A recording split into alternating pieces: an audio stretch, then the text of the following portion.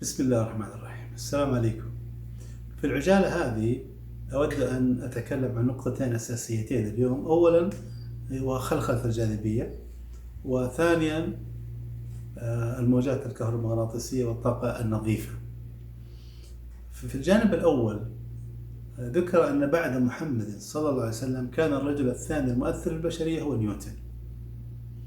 فنيوتن في قبل 300 سنة وفي مثل هذه الجائحة حقيقة استطاع أن يضع نظريته في قوانين الحركة، وقوانين بسيطة جدا تتمثل في أنه جميع محصلة القوة على الجسم تساوي صفر، وأنه F equal to ma، ولكل فعل ردة فعل. وكانت في هذه القوانين يحاول الإجابة على سؤال أساسي، وهو كيف سقطت التفاحة؟ لم تستطع الثلاثة قوانين هذه أن تجيب على هذا السؤال، ولكن وضع بعدها قانون الجاذبية العام، اللي هو أنه F يتناسب طرديا مع M1 M2 على R سكوير، وشال علامة التساوي، علامة التناسب، وضع التساوي بإضافة ثابت الجاذبية الكوني G. الآن هل استطاع بهذه القوانين الإجابة على كيف سقطت التفاحة؟ في حقيقة الأمر الإجابة على مثل هذا السؤال كيف أو النوز هاو هو أمر عميق شوي. فأعطيكم مثلا قول إبراهيم عليه السلام حينما سأل في العمق: ربي أرني كيف تحيي الموتى، فكانت الإجابة من الله سبحانه وتعالى بأن أنا لله وإنا إليه راجعون. لهذا كانت إجابة نيوتن في ذاك الوقت تتمثل في أنه هناك شيء جذب التفاحة، وهذه الجاذبية، حقل الجاذبية الذي نحن مغمورون في هذا الحقل، مثل ما احنا مغمورين في الغلاف الجوي والغاز، أيضا هناك عامل ثالث مغمورين فيه أيضا، وهو حقل المغناطيسية الأرضية. فلو تكلمنا قليلا عن حقل الجاذبية الأرضية، نستطيع أن نقول أن الغيوب ثلاثة أنواع: غيب زمان، وغيب مكان، وغيب كن. لهذا قال عز وجل: والسماء بنيناها بغير عمد ترونها. فغيب المكان والزمان والكن ذكرهم الله سبحانه وتعالى في قصة موسى عليه السلام مع الخضر، وكسر غيبان وبقي غيب الكن. الآن نحن في غيب الكن للجاذبية الأرضية. ما هي الجاذبية؟ وتكلمت في الكتاب عن المغناطيسية على سبيل المثال، فقلت أن المغناطيس يجذب الحديد ولكن لا يجذب الخشبة، بينما المغناطيسية الجاذبية الأرضية تجذب كل شيء إليها. هذا هو الحقل الأول. خلونا ننتقل شوي إلى الحقل الثاني. في الحقل الثاني، بعد أن شاهدنا نيوتن وضع الفيزياء الكلاسيكية، زاد أينشتاين من دراسته في السرعة إلى أن وصل إلى التايم كون، المخروط الزمني، وأثبت لنا إمكانية نظريا أن ننتقل إلى الماضي والمستقبل. وانتج أيضا عن هذه زيادة السرعة قانونه المشهور E equal to mc سكوير، أن المادة إذا تجاوزت سرعة الضوء فإنها تنتقل إلى طاقة، تتحول إلى طاقة. وهنا أذكر أن سرعة الضوء تعتبر حد فاصل بيننا وبين عالم آخر، وأن الحد الثاني هو 50 سرعة الضوء، كما فسر هذا القرآن، كما وضح هذا القرآن. بوهر الذي وصف أن الذرة بأنها عبارة عن نواة يدور حولها إلكترونات، وندرس هذا الطلاب الآن في المرحلة المتوسطة، وضع شرودنجر وصف رياضي، معادلة تصف شكل الذرة. وهنا وضع هايزنبرغ قانون الريبة، والذي كنا نظن كما يقولون الناس أنه إذا نظرت للمادة تتعامل معك بشكل، وإذا التفت عنها بشكل آخر. هو المقصود أنه أنت حينما تنظر للمادة فأنت لابد أن ترسل فوتونات ترجع لك معلومات عن المادة. الفوتون هذا على المستوى الدقيق سيغير من طاقة أو مكان المادة، سواء إلكترونات أو بروتونات أو نيوترونات، إلى هذا المستوى، فيعطيك معلومة وقد تغيرت هذه المادة. ومع المسافات القصيرة هذه السرعات العالية وضع أيضا بلانك، ثابت بلانك، وهنا كم من الطاقة وأنتجنا فيزياء الكم. ثم بعد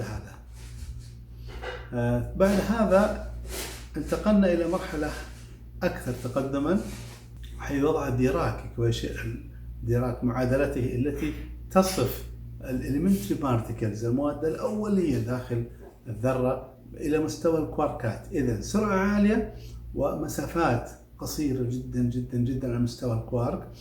وهنا وضع باولي قانونه للاستبعاد، ثم فاينمان الذي وصف الحركة في الإلكترودينامكس داخل المادة.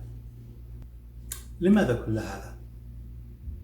الآن الموجات الكهرومغناطيسية من المجال الكهربائي ومجال المغناطيسي أثبت ماكسويل أنها تسير بسرعة الضوء في الفراغ، وأنها تتكون مع فاراداي تتكون من مجال كهربائي ومجال مغناطيسي، أحدهما يمشي كالظل الآخر، ويسيران تتغير سرعتهما داخل المادة ويسيران معا إلى ما لا نهاية. وينحرف هذا الشعاع بعد مسافات طويلة جدا، ثم قبضناه إلينا قبضا يسيرا. فهذه الموجة الكهرومغناطيسية الضوء إذا أسقطناها على منشور مصنوع من الزجاج، فنتيجة تغير سرعة الشعاع أو الموجة داخل المادة تتحلل إلى 7 ألوان. إذا لابد أن يسقط الشعاع بزاوية معينة حسب قانون سنيل، فتتحلل الموجة إلى 7 ألوان الأساسية. إذا نتيجة انتقال الموجة الكهرومغناطيسية من وسط إلى وسط حدث لها هذا. والآن في المقطع الذي سأضيفه لك ستجد من قناة سبيس اند تايم أنه إذا عملنا بولاريزيشن للشعاع، يعني أزحنا المجال الكهربائي من الشعاع الضوئي، فإنه ممكن أن يعود مرة أخرى. لهذا نظريتي أنه إذا وضعنا هرم تتوازى أضلاعه مع المجال المغناطيسي الأرضي وبزاوية معينة وبمادة معينة، ستنكسر المجال المغناطيسي داخل الهرم مولدا مجال كهربائي، والمجال الكهربائي هذا يمكن الاستفادة منه لتوليد الطاقة الكهربائية النظيفة بدون استخدام أي حاجة سوى الهرم. ويمكننا الاستفادة من أبعاد الأهرام الموجودة في مصر إذا علمنا طبعا أنه المجال المغناطيسي الأرضي في المملكة العربية السعودية هو 42 مايكرو تسلا، وباستخدام الاتجاهات المغناطيسية يمكن أن نولد هذه الطاقة بشكل أو بآخر. لهذا سأورد لك الآن أول مقطع من جامعة إمبريال تصف الاستفادة من المجال المغناطيسي، ذاك المجال الذي لا نراه ولكن نجد أثره، وكيف سيرت القطارات بسرعات عالية وأوزان ثقيلة. ثم سأورد لك مقطع بسيط لفلافيو توماس العالم المنساوي الذي ركز على أن طاقة الهرم تتركز في مركزه الهندسي. ثم مقطع بسيط لماريو جيديك يصف أو سيميوليشن لعملية بناء الهرم وإنتاج الطاقة من الهرم. شكرا لكم، وأترككم مع بقية المقاطع، والسلام عليكم ورحمة الله. لا تنسون هاشتاج مي على الهدوء. Permanent magnets are difficult things to understand. In fact, if we're absolutely honest with ourselves, we don't understand them. You see, either end of a bar magnet will attract a piece of steel. But it doesn't follow that because it's painted red, it's a magnet. Because look, it won't pick up that piece of steel, but this one will. So this one's the magnet. But the only real test between two magnets is whether or not, in addition to attracting each other, they will also repel when reversed. Now, the idea of repulsion gives you the impression that perhaps you could float one of the magnets over the other, like this. Now, I can feel the repulsion. Now, watch what happens when I let go.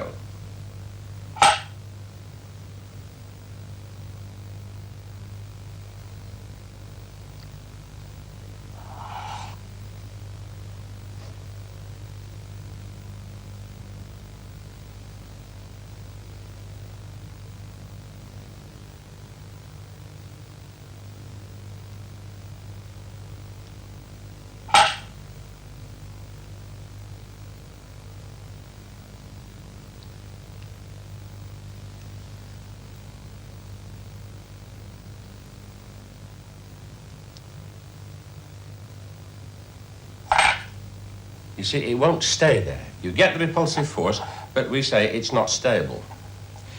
Now, people have proposed this idea for suspending railway carriages over a track because it uses no power.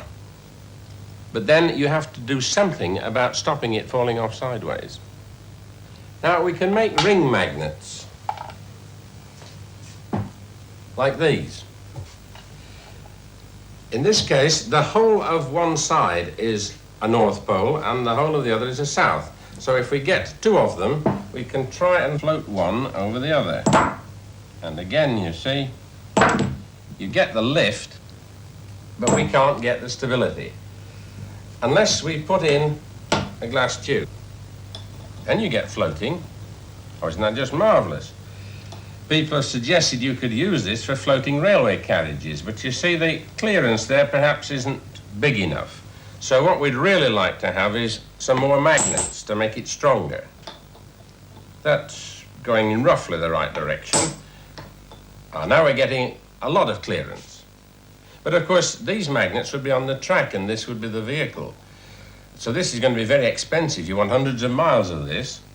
So what we'd really like to do would be to put a single magnet on the track and have more magnets on the vehicle. 2 magnets, 3 magnets. The gap, instead of getting bigger now, is getting smaller. So this is a situation which gets worse as it gets bigger. So it is no good for railway vehicles. Now there's another kind of magnet which doesn't involve the use of rings or anything like that. Instead, a coil of wire. We're going to take an iron bar and push it through the center of the coil and then pass an electric current through the coil. Thank you, Barry. This meter will tell you how much current is passing. You'd connect that one, Barry. I'll connect this, or you connect the switch. All right. Now all we need is a battery to connect to here, and we shall be able to make a magnet out of that bar of steel which at the moment is not magnetized. Now if you give me the board, Danny, we shall be able to see whether it behaves truly in the manner of a magnet, because here is a magnet. At the moment this is just a bar of iron, so the magnet will attract either end. Now let's see if we can make it repel by switching on. Get current. That end will now attract and that end repel. So now we've made an electromagnet. But will it work without the iron core? We'll just use the coil alone. Well, it certainly attracts. And I turn it round and it just repels. So it is still a magnet, even though it has no iron in it at all. But of course, if we put the iron core back, then the attraction and repulsion is far greater, so we make a better magnet. Now let's see how much weight we can lift with this magnet. Barry, pass me the iron bar. I'll see if I can pick up this heavy iron bar. And we can, just.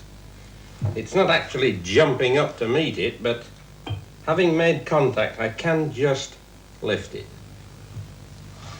But there's more magic in an electromagnet if, instead of feeding it from a battery, we feed it from alternating current. Look at this oscilloscope. You see a spot rising and falling. That spot is really measuring the amount of current that flows in a wire. When it's above the middle line, the current flows one way, and when it's below, it flows another. Now, I've slowed this down to show you what is really happening, but in your house, you have an electricity supply which goes much faster up and down even than that. Faster even than that. It goes up and down 50 times a second. Now let's have a look at an electromagnet over here that uses that kind of supply. Now this is a coil of wire with a long iron core. This is a ring of aluminium. Aluminium, you know, is a non-magnetic substance, we can't pick it up with a bar magnet, as you can, for example, a bunch of keys. So we'll put this non-magnetic ring over this iron core and switch on. Did you see that? You get the ring thrown high into the air. If, without switching off, I put it back, then it floats. But notice it never floats level and in the centre. It always has to lean on the pillar, just like the permanent magnets did. If I put a thinner ring on, it doesn't float quite so high. Thinner still, a lot lower down.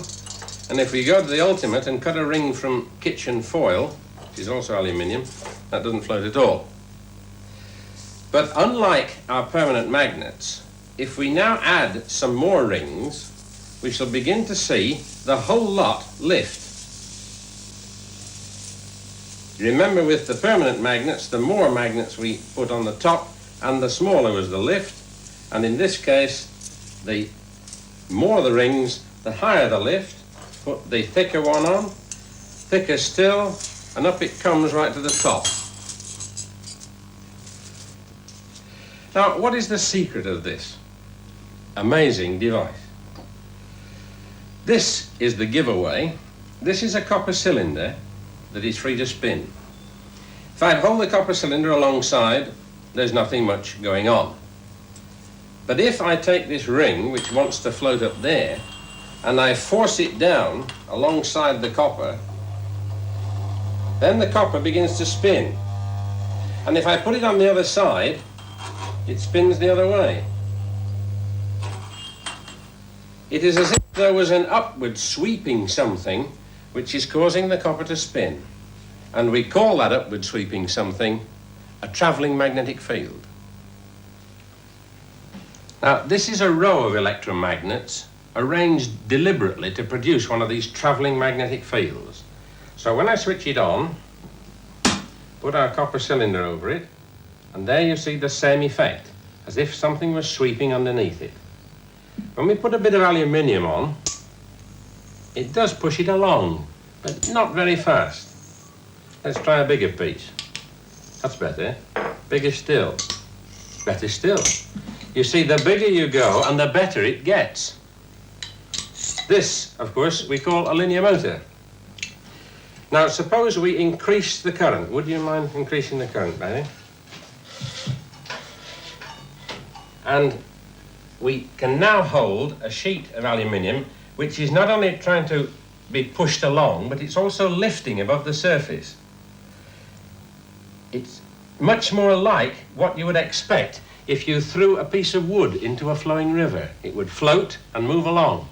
So this then is the beginnings of a magnetic river. But it hasn't got any banks, because if I take my thumb away from here, it'll fall off the side. If I take it too far towards you, it'll fall off the other side.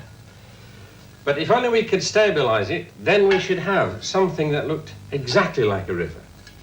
Now, how does all this work? Could I have the row of rods, please, Mary? This is a mechanical model of what you've just seen. Instead of a row of coils, we've got a row of rods. We're going to feed them with alternating current so that each one can rise and fall. And when we turn the whole thing, we get the impression of something travelling along. But I want you to notice that nothing actually travels along, because each rod only moves up and down. The thing that makes it real is when we put something into one of the troughs of the wave. Then something real travels along. Can make it go the other way. If you watch an individual rod, such as this one, you'll see that it's only going up and down. There is no horizontal movement at all. Only the ball is a real thing moving side to side. It's exactly the same with this magnetic river. I can switch it on, and there is nothing above there, nothing moving horizontally until I put in the aluminium, and it's like putting the ball into the rods. So this is our first step towards a magnetic river. This is a single coil and a plain sheet of aluminium. So it will behave rather like our jumping ring. Switch on and it goes. Try and put it back. It floats. It has a really good try at floating, but it doesn't make it. But if we place it not in the middle of the coil, say it like that, then it doesn't jump straight up.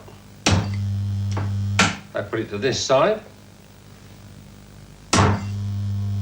I put it towards me, and so on. Let us use this spinning cylinder again to see what's going on. Switch on, put the cylinder in the center, nothing happens.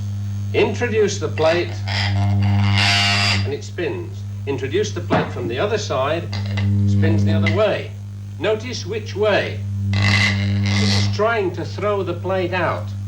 So to try to do this is like trying to balance a pencil on its point. You just won't succeed. But this idea of producing travelling fields like this has given us an idea. If we could only produce inward travelling fields without the plate there, then we might have a chance of holding the plate in the middle. So let's try and do that. Instead of a single coil, I'm going to use two coils, one inside the other. This is a coil, and this is a coil, and these three rings are steel rings. They're to help to strengthen the magnetic field. Now we've found that we can produce this inward travelling field if we make the current in this coil go that way around at the same time as the current in this one is going the other way around. So when we put both coils on together, we can perhaps detect with the copper cylinder a very slight tendency to produce inward travelling fields. That is the bottom of the cylinder moving towards the centre.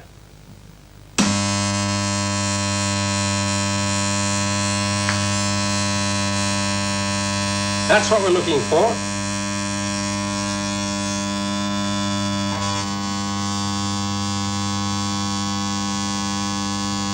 The magnetic field takes no notice of pieces of wood or cardboard or paper, so I can pass a piece of wood underneath without affecting the floating disc in any way.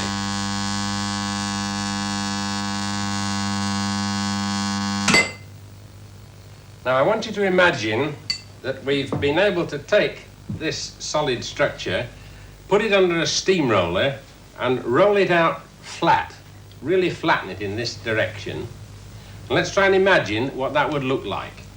Well, here's our aluminium plate, and we'll switch it on. Now there is our aluminium suspended, but not yet movable. I can push it by hand. It's as if we had a magnetic river without any flow. It's quite stable, but it needs something to push it. So just to demonstrate that, I'm going to put a little air screw on it. And when I switch this on, you get your propulsion.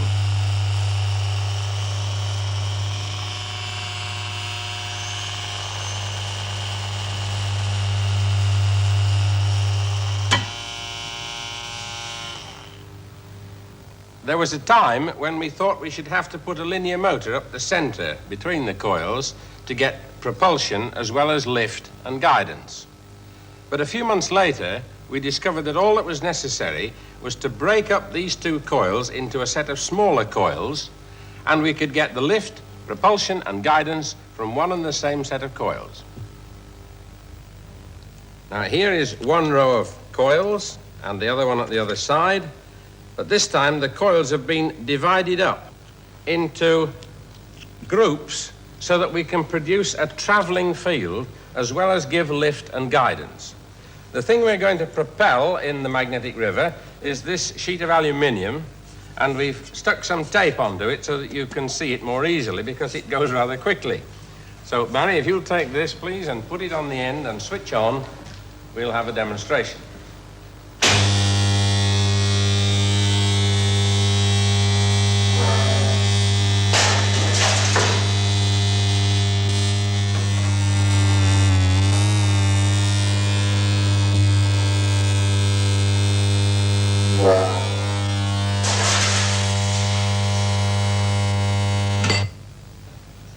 I'm going to change over two of the connections to this end of the track so as to make it fire backwards.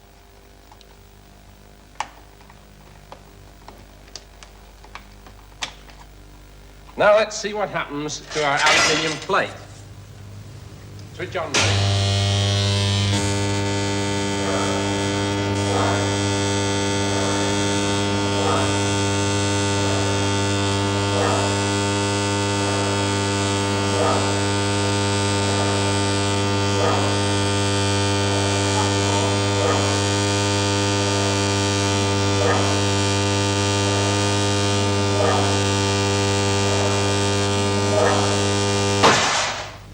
Now this back-to-back motion, of course, has got nothing to do with passenger-carrying vehicles. It's more suitable for propelling shuttles in weaving looms. So I'm going to change back the connections because I'd like to show you the train.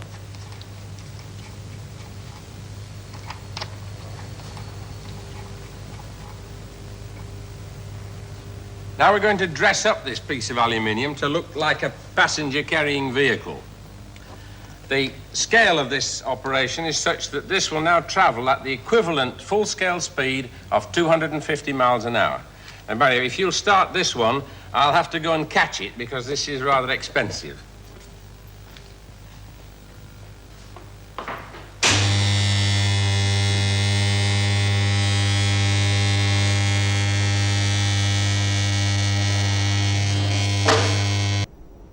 Magnetic forces are used as propulsion. The current is supplied by single electrified lines at ground level. It will be costly to build, but extremely cheap to operate, for there are no moving parts in the motor, and capable, if developed as a locomotive, of doing speeds up to 200 miles per hour.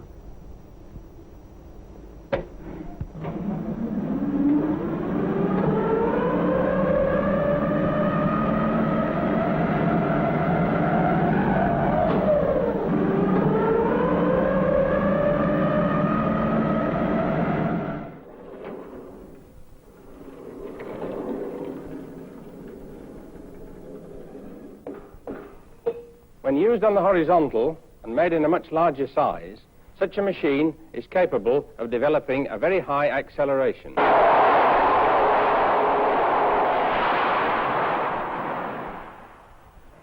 At the Motor Industry Research Association laboratories at Nuneaton, the linear motor is being used to crash test all kinds of vehicles. This motorcycle will reach 30 miles an hour in a few yards. The victim for this test is a dummy, the same weight and size as a live rider. When the bike hits a barrier at the end of the track, the effects of a genuine collision can be measured.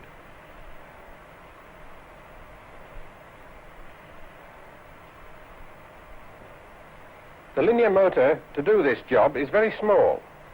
It's only about 3 times as big as our model which climbed the rail. Now it's being coupled to the carriage, and the final countdown is started. Interlocks operate on the doors, red lights flash, and once the final button is pressed, the forces of induction take over. 10, 9, 8, 7, 6, 5, 4, 3, 2, 1, 0.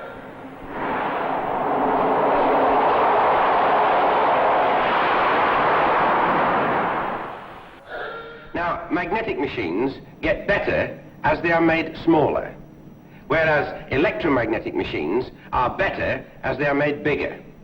This last fact I can prove to you in more general terms by using what I call my goodness models. Now, every machine has a magnetic circuit which I represent like this. The flux in that circuit is made to induce a current into an electric circuit which links it, like that. The force you can get from a machine is proportional only to the product of the flux in the magnetic circuit and the current in the electric circuit. So flux and current are the things you want lots of. The thing which stops you having as much as you'd like, of course, is the resistance in the case of the electric circuit and the magnetic resistance, or reluctance as we call it, in the magnetic circuit. The resistance of an electric circuit is proportional to its length and inversely proportional to its area. So if I take a second electric circuit, which is twice as big in every linear dimension as the first, then its length will be twice as great, but its area is 4 times as great. So the resistance of the big circuit altogether is only half the resistance of the small circuit. And when we put the two circuits together to make our machine, the combined effect of the two is to make the big machine 4 times as good as the small one.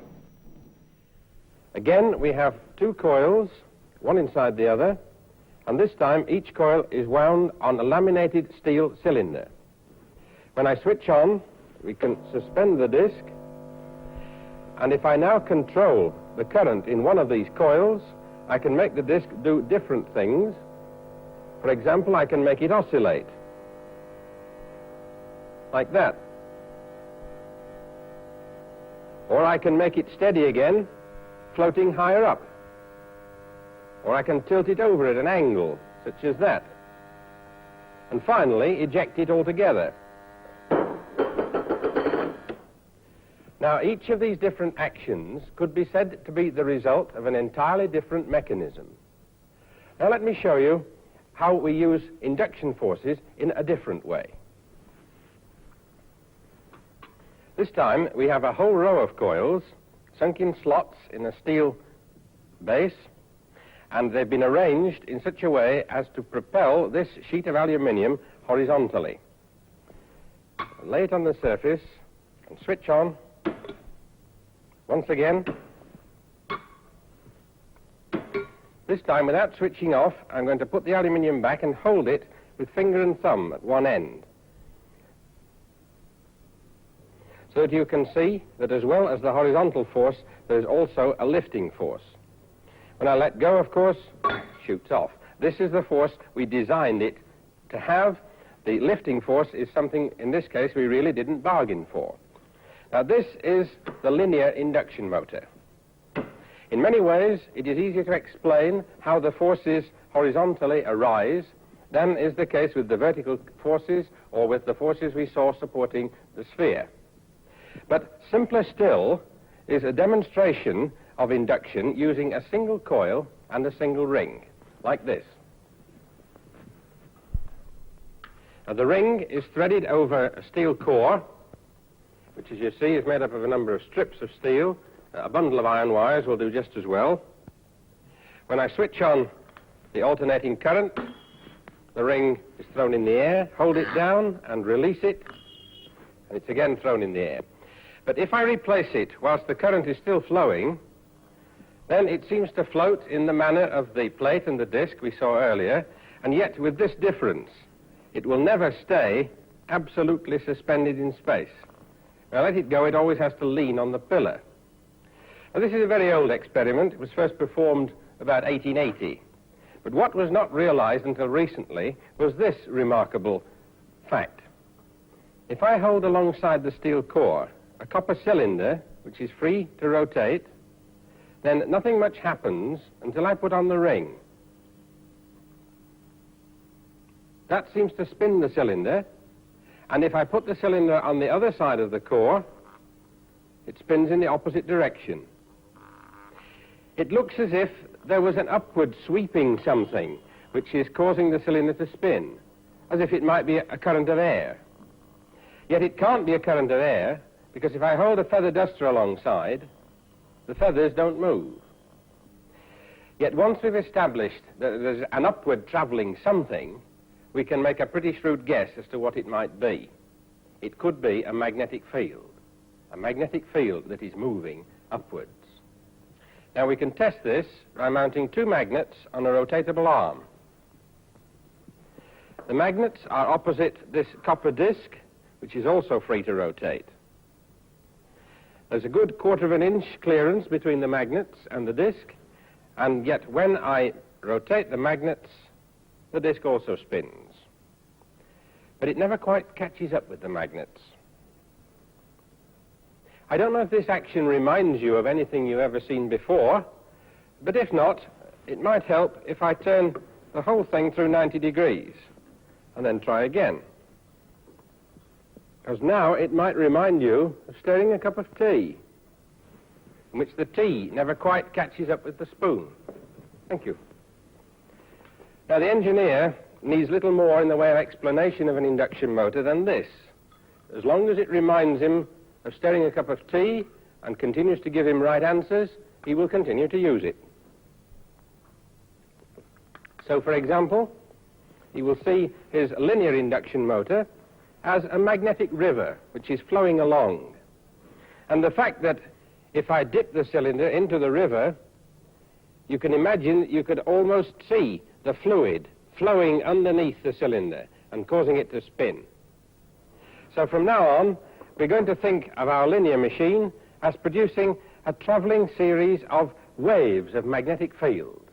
And when we want to design such machines, we need only study the mechanism of mechanical traveling waves. Now, waves in water are familiar to us. Most of us seen waves in the sea and ripples in bowls such as this, which I can produce by dropping in a small ball. But the mechanism of the waves is by no means obvious. What, for example, actually travels towards the edges of the bowl when I drop the ball in? Your first guess might be heaps of water. But do the heaps themselves really travel outwards? Let us test this by dropping the ball into a bowl which has some black oil poured onto the middle of it. If it's true that the waves themselves actually travel, then the sides of the bowl should become stained with oil as soon as the first ripples touch them. Let us try. And this obviously is not the case. Now we must examine this wave motion in more detail, and we're going to do it this time by means of a purely mechanical model. Each of these rods is free to move up and down, and they can only move up and down. I'm going to make them do such movement by means of a series of cams on a common shaft. When I turn the handle, something very interesting happens.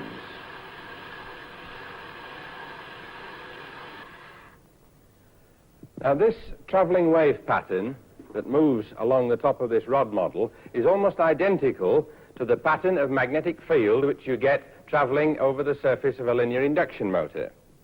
And in this stage, what travels horizontally is purely imaginary. To make it real, we have to add something else, like this.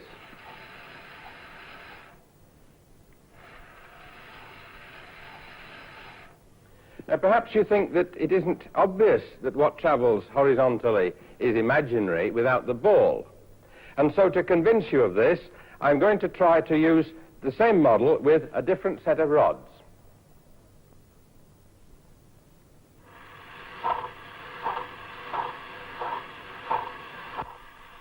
So again, the tops of the rods produce the familiar traveling wave pattern. But suppose I take out every alternate rod. Will you then still be able to see the traveling wave? On this occasion, I think you would claim that you could, and that you would say that it was moving in the same direction as it was before.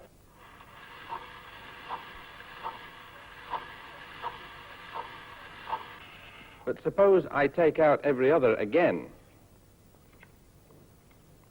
Now, can you still say which way the wave is traveling?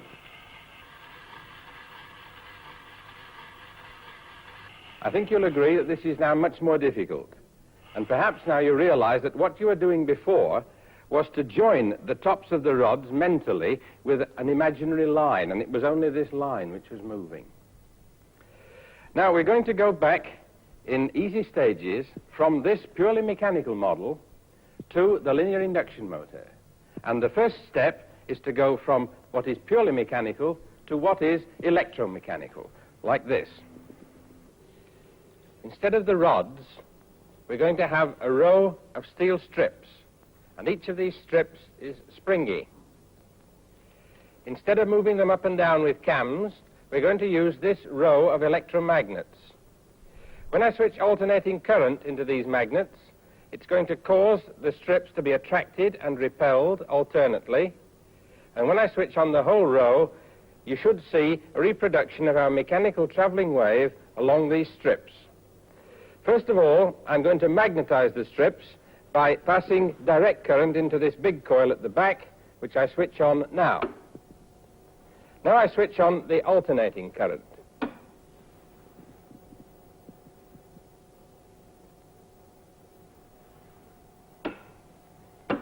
Now comes the second stage, in which we take away all the strips and place a track on top of the magnets.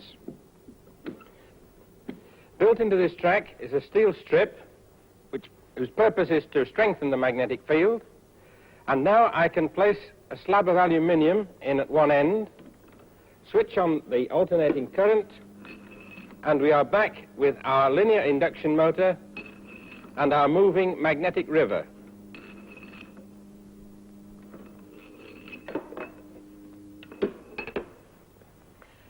You can illustrate the difference between a linear induction motor and an ordinary electric motor if you draw poles on a piece of paper, like this. This, at the moment, represents a linear machine. But if I roll it up and make a cylinder, then the magnetic field moves round and round, and we've made our conventional household motor. But suppose I were to roll up the paper in a different way, like this.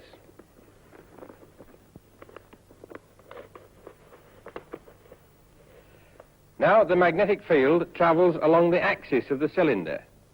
We have made an electromagnetic gun.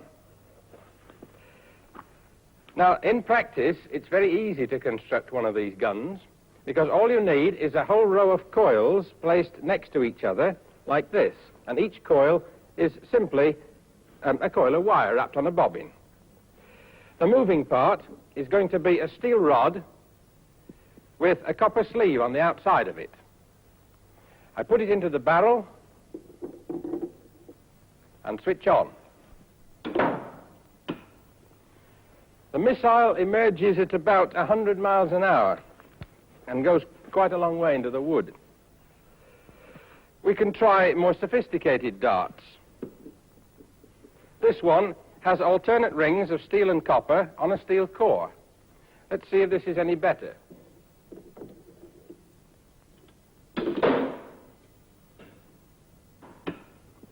A little, if anything. A plain steel rod does remarkably well because steel, remember, is a conductor of electricity as well as of magnetism.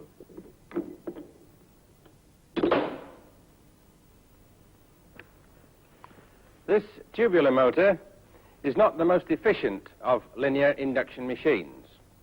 I used it to show you another way in which you can use this amazing force of induction, which appears as almost artificial gravity under our control.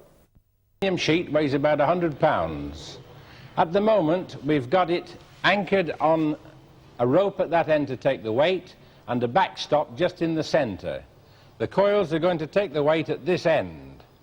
All right, switch on. Now it's floating, as you see, but it isn't laterally stable. I can't quite take my hands off because it drifts sideways. This is because it isn't yet high enough. We're only operating at 200 volts. Now at that voltage, it's floating about 7 inches above the coils. Now this time we're going to do it at 400 volts with a higher lift, and I'd like you to notice the increase in lateral stability. Okay, switch on. Now I can practically take hands off. It's just on the point of becoming laterally stable.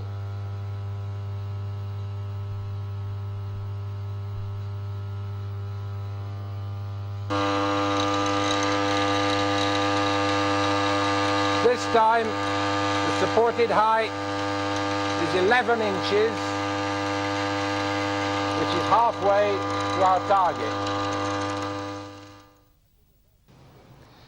Now, when we have a bigger voltage available and we put the other 9 coils on each side, we confidently expect to lift this to 2 feet, and the lateral stability will have increased until it is a completely hands-off system.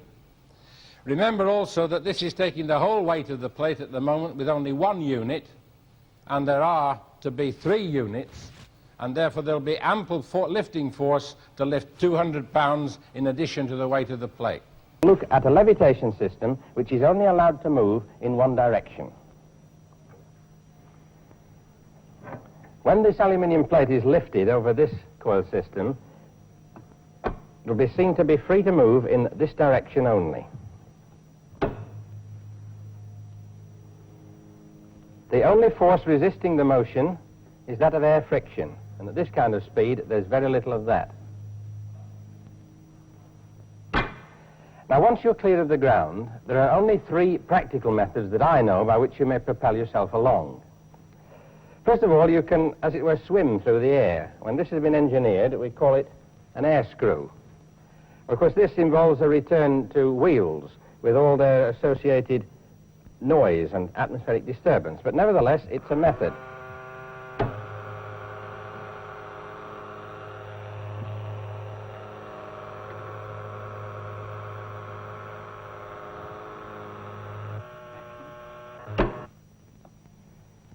But returning to a purely linear device, this one is called a moon rocket. I'll light it first and levitate it when it goes.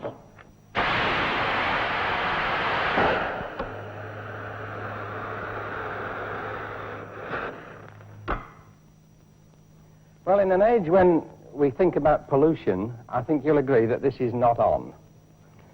But a linear motor, of course, is another matter. And this small single-sided linear motor I'm going to use in conjunction with the levitation to produce what it looks at first sight to be an ideal system.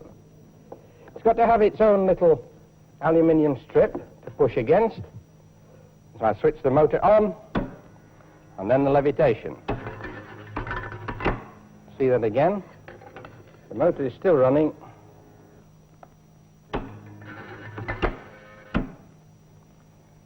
There's still some smoke coming from the motor, but that's not intended.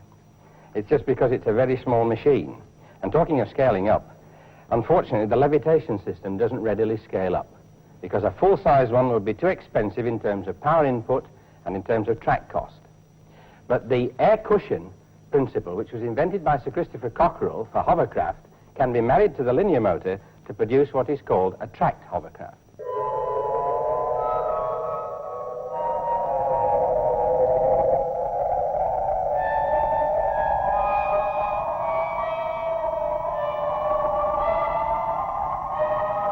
This is no model. This is the real thing. An air cushion vehicle running on a concrete track in Cambridgeshire. This vehicle is driven by a linear motor which is designed for speeds up to 150 miles an hour. Nearly 2 miles of track, so flat and straight that the eye can detect no flaws, is an impressive sight in itself. And this is the motor that drives it in course of construction. Coils are being dropped into slots in a laminated steel core, and the whole motor is about 12 feet long. The magnetic arrangement is very simple. It's just a row of horseshoe magnets arranged sideways, and single coils magnetizing them. The phase of the current in this coil is ahead of the phase in this one and that one and so on, so you get a phase progression and a traveling field. Watch what happens when I switch it on.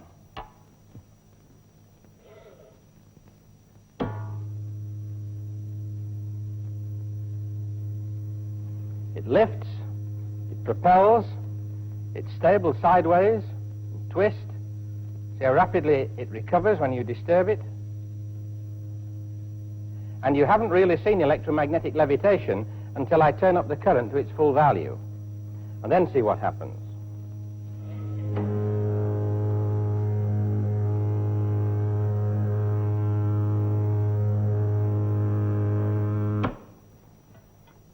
This is a truly amazing machine.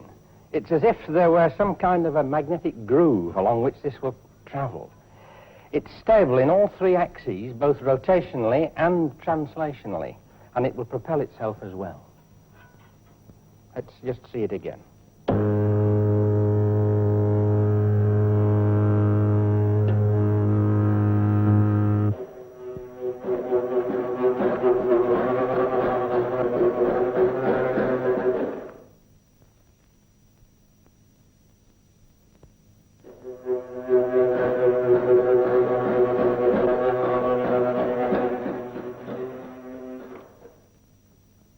This is a scale model of a high-speed transport system using a transverse flux motor.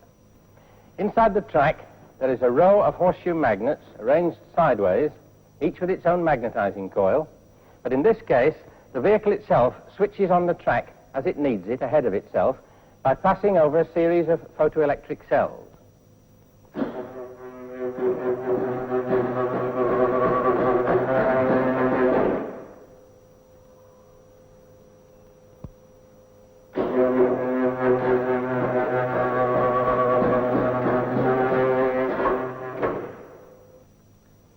We don't yet know how good this system would be if it were scaled up to full size. But if it were good, then we would indeed be looking... Hi gentlemen, welcome back. Today we continue with searching for free energy.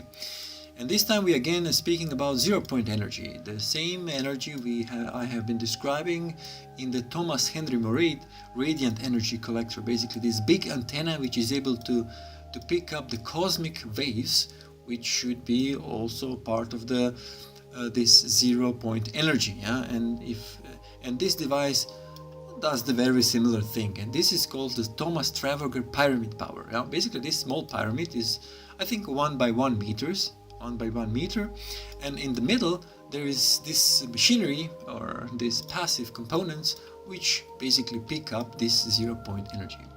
So this outside, this is the copper pipes, yeah? Inside of these pipes, yeah, there is 2 graphite rods and some kind of quartz sand fillet. So this portion of the pipe now selected, it's filled with quartz sand, and there is a salt water on the bottom, yeah. And then we would just have 2 plus and minus, and I will now describe how we are able to access this energy, yeah. So basically that's it, yeah.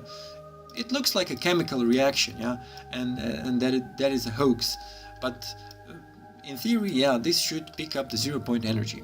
And if I go now to the only image we have, so basically, so this is the setup of the middle machinery, and it's connected to this capacitor. This is in the middle. If I go back in the middle, this blue part is the 10-plate capacitor, and this is the copper wire wounded, connected to one and the other side of this capacitor, and then the housing or this wire is connected to and between this capacitor we are able to get output of energy, yeah? and this bolts are connected to the steel frame of the pyramid. And that's basically it, yeah. So this small and simple system, yeah, I will put down in the description below the videos from Thomas Trafalgar, where he explained, I think in several hours how this works. But basically that's it, yeah. So this small piece of machinery with the condenser, graphite, quartz sand and graphite rods, all connected to let's say grounding via this frame, should be able to give us the free energy source forever. Yeah, so that's it, because it gives the access to the zero-point energy, the energy which we can find in the vacuum space. Yeah? And this is the technological problem currently in physics, because it defies the thermodynamics formulas. Yeah, because in the vacuum there is a zero-point energy for which we are missing some constant, and that's it. Yeah. So I cannot say much more about this. It's very simple device to reconstruct if you watch the Thomas Trafalgar videos, but basically this is it. Yeah. So thank you for watching. Until next video, stay tuned on my channel. Bye bye. principle tells us that we cannot simultaneously know the values of certain pairs of properties. For example, a particle's position and momentum. These are so-called complementary or conjugate variables. Another example is the polarization of a photon, a quantum of electromagnetic wave. Polarization defines the direction that its electric and magnetic fields wave. You can either measure vertical versus horizontal polarization or diagonal versus other diagonal polarization. Rectilinear and diagonal polarization are complementary properties. Measure one perfectly and you lose all information about the other. An unmeasured photon exists in a state of maybe vertical, maybe horizontal, a superposition of the two, with maybe a preference for one or the other. It also exists in a superposition of diagonal states. You can measure the state by, for example, sending the photon through a polarizing filter.